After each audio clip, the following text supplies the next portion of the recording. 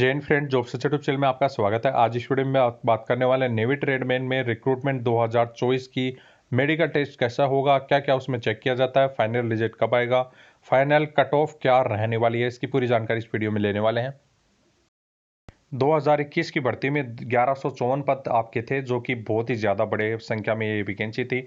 फिर भी आपकी कट ऑफ यहाँ पे देख सकते हैं। यूआर की 92 आपकी थी, एससी की आपके 76, एसटी की आपकी 71, ओबीसी की 89, ईडब्ल्यूएस की 76, ईएसएम की 60 और ये आपकी फिजिकली हैंडीकैप्ड के लिए आपकी कट ऑफ थी। लेकिन ये यूआर की आपकी जो कट ऑफ 92 और ओबीसी की 89 जो कट ऑफ गई थी, ये बुरी तरह से फर्जी पैसे देकर पूरे कंप्यूटर को हैक करवा लिया गया था और 100 में से 100 मार्क्स लाए गए थे। इस वजह से ये आपकी कट ऑफ गई थी। तो ये आपकी लिस्ट देख सकते हैं। बाकी वेटिंग लिस्ट के बाद में दोबारा से एक वेटिंग लिस्ट जारी की गई थी 2021 की भर्ती की, उसको दिखा देता हूँ। उसमें कितनी कट ऑफ डाउन हुई थी इसमें आपके सामने दिखाई दे रही है कि 92 और 89 है। लिस्ट आप देख सकते हैं। वेटिंग लिस्ट ये जारी की गई थी। वेटिंग लिस्ट वाले के फाइनल सिलेक्शन 184 पदों पर यह दोबारा से लिस्ट जारी की गई थी। 1100 वैकेंसी पर 184 कैंडिडेट ने जॉब छोड़ दिया या ज्वाइन नहीं किया।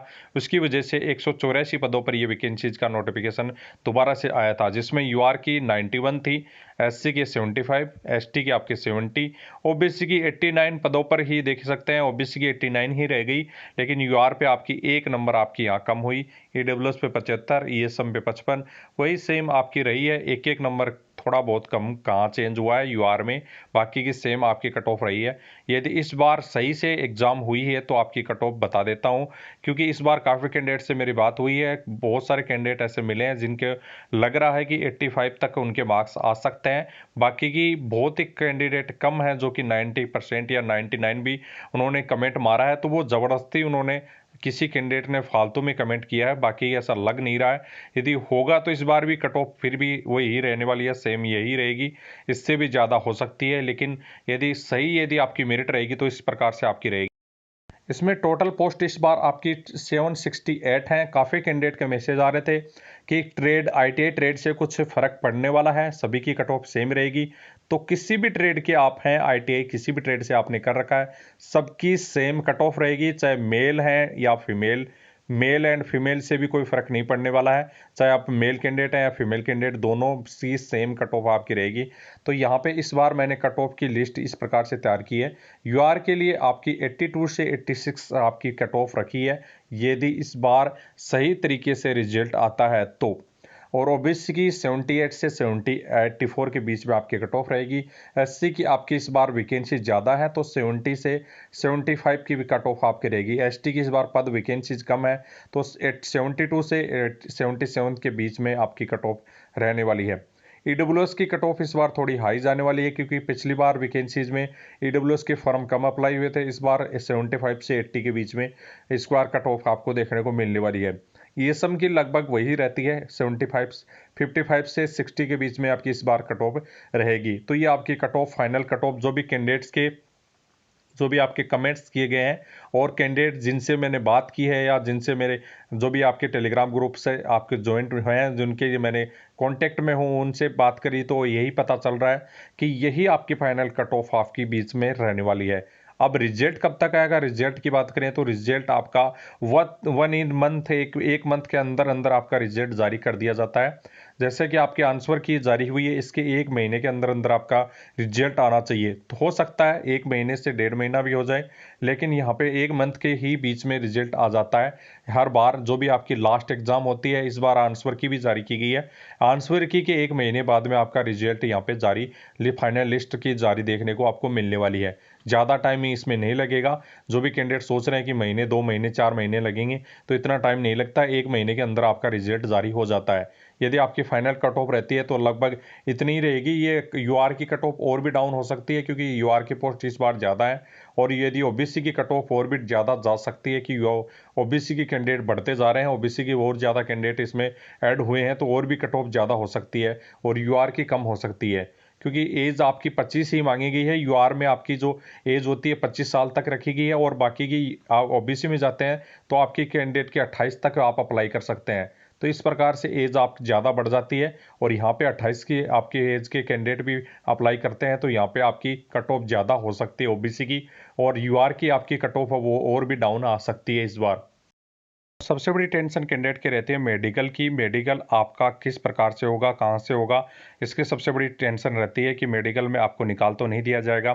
तो आपको सबसे बड़ी टेंशन दूर करने वाला हूँ कि जो भी आर्मी, एयरफोर्स, नेवी, तीनों सेनाओं के कहीं भी डॉक्टर किसी भी अस्पताल से आपका मेडिकल नहीं होता है। जो भी आपका फाइनल मेडिकल होता है, जहाँ पे आप जो भी आपका डिस्ट्रिक्ट है उसमें सिविल अस्पताल से ही आपका मेडिकल करवा कर आपको लेकर जाना होता है, उसी से आपका मान्य होता है। तो आप खुद भी सोच सकते हैं, आप अपने जो भी डिस्ट्रिक्ट हॉस्पिटल से आधे से ज़्यादा कैंडिडेट तो ऐसे हैं, 30% कैंडिडेट ऐसे भी होंगे जो कि अपनी जानकारी से सीधे साइन मरवा कर भी आपका ले जा सकते हैं। मतलब सीधे ये फॉर्मेट दिया हुआ है, इस फॉर्मेट पर सिग्नेचर करवा कर, फिट करवा कर लेके जा सकते हैं। आधे से ज़्यादा कैंडिडेट ऐसे भी हैं जो जानकारी से आपके करवा सकते हैं। तो आपको खुद भी पता होगा कि सिविल अस्पताल में कैसी जांचें होती हैं, किस प्रकार से आपका मेडिकल होगा, खुद भी आप सोच सकते हैं। यदि आपने कभी भी आपके मरीज तबीयत खराब हुई होगी तो पास के सिविल अस्पताल में आप यदि सरकारी डॉक्टर के पास गए होंगे तो वहाँ से आपका ये मेडिकल बनने वाला है, जो भी आपका डिस्ट्रिक्ट में जो भी सबसे बड़ा हॉस्पिटल होता है उसमें, या आपका जहाँ ज्वाइनिंग होगी वहाँ पे जो भी डिस्ट्रिक्ट का सिविल अस्पताल होगा सबसे बड़ा, उसमें आपका मेडिकल होगा। तो आपको टेंशन लेने की जरूरत नहीं है। इसमें फिट और अनफिट का कॉलम आपका है ही नहीं, इस अनफिट का इसमें टेम्परेरी अनफिट दिया हुआ है। टेम्परेरी अनफिट का आपका ये रहता है कि कुछ दिन के लिए अनफिट किया जाता है, बाद में आपको सही दिखा दिया जाएगा। टेम्परेरी अनफिट में ये होता है कि यदि आप जैसे कि किसी प्रकार से एक्सीडेंटली रूप से आप जो एग्ज़ाम देने के बाद में एक्सीडेंट हो गया, किसी प्रकार का टूट फूट गए, या किसी प्रेगनेंसी हो गई, किसी जो गर्ल्स कैंडिडेट है, जो फीमेल कैंडिडेट है, उनके लिए प्रेगनेंसी वाली सिस्टम होता है, तो उसमें यदि ऐसा होता है तो उसके लिए आपको टेम्परेरी अनफिट कर दिया जाता है, और उसके बाद में आपका जैसे फिट हो जाता है उसके बाद में आपको ज्वाइनिंग करने दी जाती है।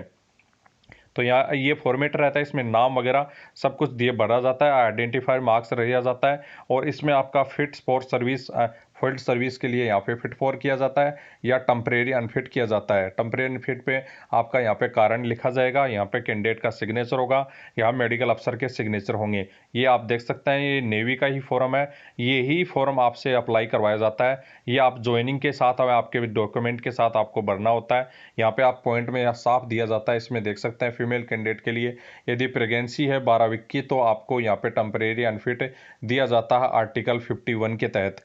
तो ये आपका फॉर्मेट है। इसमें नीचे आपका एक फॉर्मेट और दिया गया है, इसमें खुद का नेम, स्टेट, आपका डेट ऑफ बर्थ, कहाँ हुआ, अस्थमा वगैरह की कोई प्रॉब्लम तो नहीं है, चिकन पॉक्स वगैरह ऐसी कोई बीमारी तो नहीं है, सभी चीज़ें आपसे दी गई हैं।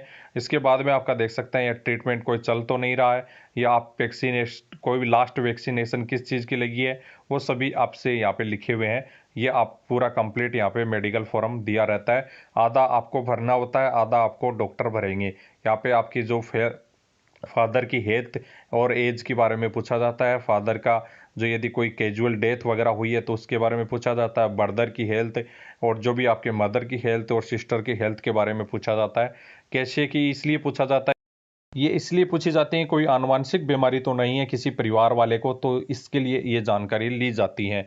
बाकी ये यहाँ पे आप देख सकते हैं सिग्नेचर, और यहाँ पे आपके जो भी पैसे से जो सिग्नेचर किया जाता है और मेडिकल अफसर के सिग्नेचर होता है। ये आपका छोटा सा जो भी आपका मेडिकल फॉर्म होता है, आधे से ज़्यादा कैंडिडेट अपने डिस्ट्रिक्ट से आपकी जानकारी पे ही अपना फॉर्म फिलअप करवा लेते हैं और साइन भी करवा लेते हैं जो भी कैंडिडेट है। लेकिन बाकी की आपको जो प्रोसीजर बता दूं कि प्रोसीजर क्या होगा मेडिकल सर्टिफिकेट का पूरे कंप्लीट सिग्नेचर करवाने का, तो आपको वहाँ पे आपकी जो भी डिस्ट्रिक्ट हॉस्पिटल में पर्ची कटवानी होगी। पर्ची कटवाने के बाद में आपको जो भी आप सिविल सर्जन या आपके सीएमओ के पास जाना होगा। सीएमओ आपको जो भी जांचें लिखने के लिए देगा, जिसमें एक्सरे, आपका blood test, urine test, eye checkup, और इसके बाद में आपका जो भी और कोई सोनोग्राफी वगैरह करवाना चाहता है या और कोई आपके जैसे जांच, उसमें बीपी चेक करेगा, हाइट चेक करेगा, वेट चेक करेगा, ये सारी चीज़ें उसमें चेक कर लेता है और फिर लास्ट में आपके सिग्नेचर कर देता है। तो नॉर्मल यदि आपकी बॉडी है, कोई दिक्कत नहीं है, तो आपको डरने की बिल्कुल भी जरूरत नहीं है। इसमें लगभग 99% ही आपको फिट ही की जाता है। ये फॉर्मेट सबके लिए होता है, आर्मी, नेवी, एयरफोर्स को छोड़ के नहीं, सभी के लिए। जो टीचर वगैरह यदि जॉब लगता है उसको भी मेडिकल सर्टिफिकेट फिट किया जाता है, तभी आपका जो भी आपका टीचर की जॉब मिलती है। तो ये फॉर्मेट डरने की ज़रूरत नहीं है, ये सभी के कैंडिडेट के लिए होता है। इसमें कोई भी आपके अदर चीज़ें नहीं चेक की जाती हैं, जैसे कि दिमाग में आपके चल रही होंगी बहुत सारी चीज़ें कि आपके पैरों का गैप तो चेक नहीं किया जाएगा, आपकी कोहनी तो चेक नहीं की जाएंगी, तिरछी टेढ़ी है, आपका जो ब्लडनेस है, जो आंखों का जैसे कि आपको दिखाई नहीं देता है किसी प्रकार के जैसे कलर्स का, तो वो भी आपसे चेक नहीं किया जाता है। ये चीज़ें आपसे चेक नहीं होती हैं, तो इसमें आपको नहीं निकाला जाएगा। आपको यदि चश्मा लगी है तो भी आपका चल सकता है, बिना चश्मा के भी आप चलेंगे। आपको कोई भी टेंशन नहीं है, जैसे कि आपका किसी प्रकार का कलर ब्लाइंडनेस है, ये ब्लाइंडनेस है, ये चीज़ें आपको है तो भी आपको कोई टेंशन लेने की ज़रूरत नहीं है। आप यहाँ पे फिट ही होंगे, आपको टेंशन बिल्कुल भी लेने की ज़रूरत नहीं है। मेडिकल बिल्कुल नॉर्मल होगा, नॉर्मल आपके अस्पताल से होगा, डिस्ट्रिक्ट हॉस्पिटल से आराम से आप फिलअप करके दे सकते हैं और वो आपके ज्वाइनिंग लेटर के साथ होगा। 1 महीने के अंदर अंदर जो भी आपका ज्वाइनिंग है वो आपकी जो भी मेरिट लिस्ट है वो जारी कर दी जाती है। इसके अलावा भी हो सकता है कुछ और ज़्यादा एडमिनिस्ट्रेशन कारण हो सके तो लास्ट 1 डेढ़ महीने के अंदर इसकी लिस्ट आपकी आ जाएगी और जल्द से जल्द ज्वाइनिंग आपके करवाए जाएंगे। जो भी आपके चार्जमैन की पोस्ट थी उसका भी लगभग यही आपका पॉसिबल है कि 1 से 1.5 महीने के अंदर इसका भी रिजल्ट जारी कर दिया जाएगा। इससे संबंधित किसी कैंडिडेट की और कोई क्वेरी है तो कमेंट बॉक्स में कमेंट करके पूछ सकते हैं। जय हिंद दोस्तों।